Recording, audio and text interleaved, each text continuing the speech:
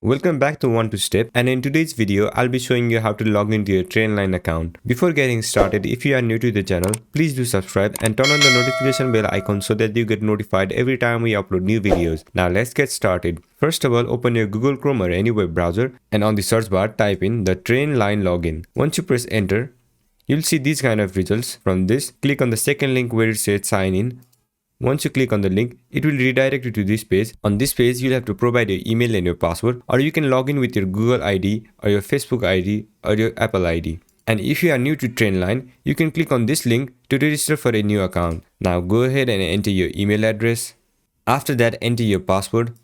And if you want to recheck your password, you can click on this show button and it will reveal your password. And in case if you don't remember your password, you can click on this forgot password link to recover your account. And once everything is set, make sure you have entered your correct credentials and click on the sign in button. Once you click on it, you'll be logged into your account. That's it for this video. I hope this video was helpful, and if it was, don't forget to leave a like, comment and subscribe, and turn on the notification bell icon so that you get notified every time we upload new videos. And I will catch you on the next one.